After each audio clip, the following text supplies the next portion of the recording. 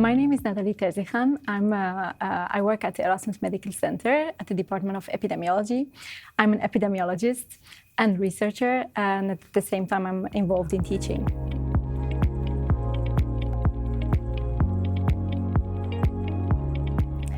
Well, the very first time was when I was a PhD student and I was looking for free courses to learn the program R, to script data and do research. So I learned it from the Coursera website.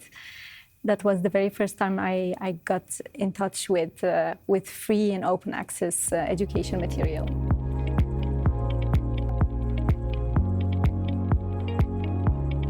Yeah, so this is one of the things that inspired me, of course, but the very direct reason I got involved in it was that there was a European project that we got funded, Horizon 2020 project, which was called the Join Us for Health. So, and we were asked to coordinate the work package education. So I was directly involved in thinking about how we can use education in a very responsible way. That's when we got involved in it.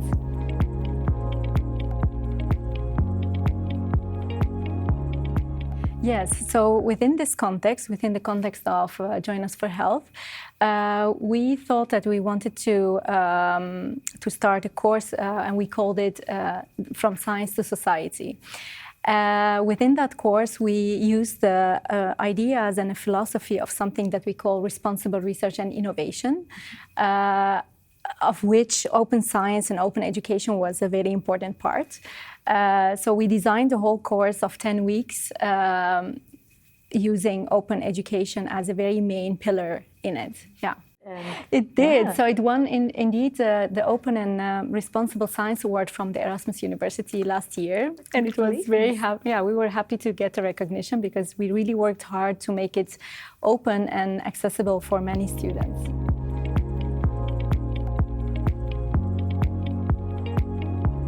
But sometimes you face things like privacy issues, what can you share, what is the extent we can share things, but also like organizational aspects, like are we trained well enough to do it in a very well manner, what do we need to keep it sustainable? So these are, of course, new questions that we didn't think about before. Yeah, that was very interesting to deal with.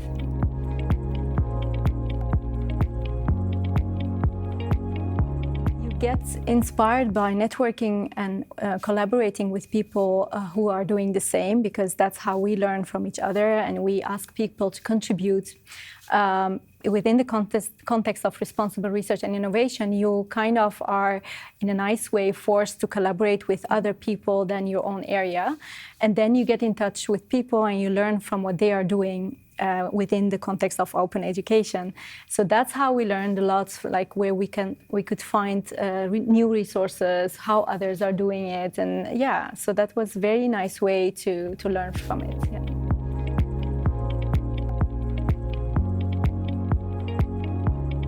Yeah, I do see open education as part, as I said, of the RRI philosophy, so the responsible research and innovation activities. I believe that we all are we are part of this whole community, and we should be responsible for the changes that we're facing in the society.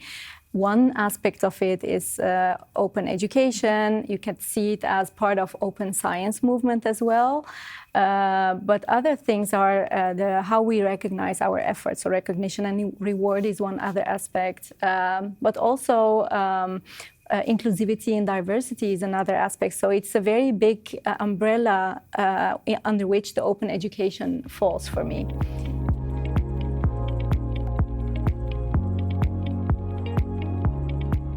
So the main benefits are that we can just learn from each other, from each other's experiences.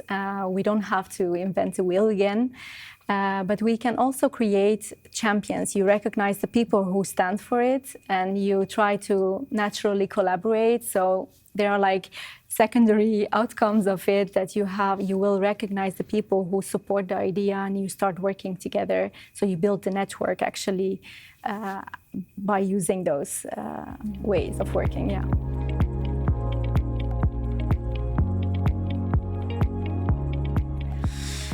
Well, for me, it's very important to understand that open doesn't mean just information out in the world, and it should be structured. It should be with high quality, and it should also be organized in a way that we still make sure that privacy issues are met. That we need to think about it and not just put it there in the world. So open education doesn't mean that we have to just create and throw it out there.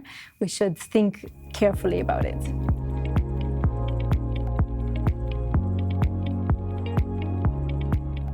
It did somehow impact it because we are seen as the researchers in the ivory tower, that we do not connect with people, and in this case we do show the world that we do care.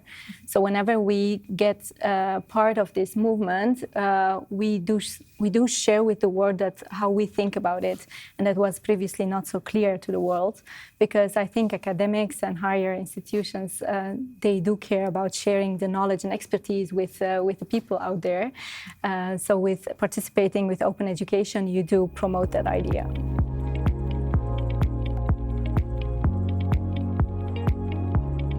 Yes, so I would say reach out to the people who did gain some experience before. There are also indeed open access websites where all these tools are available. One of the websites is, for example, www.rritools.eu, in which all the European Commission projects within this context are there. So you would find free packages of whole courses out there for free, worked out the manuals for teachers and for students. So everything is already done for you before in other projects.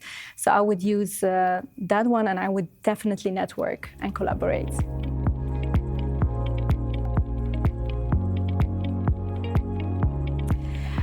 Well, the future would be indeed like a smaller gap between us scientists and the society, but we have to be careful that we do not keep making open access material without thinking about how to store it, what its purpose is, but also we have to be careful how it's going to be used.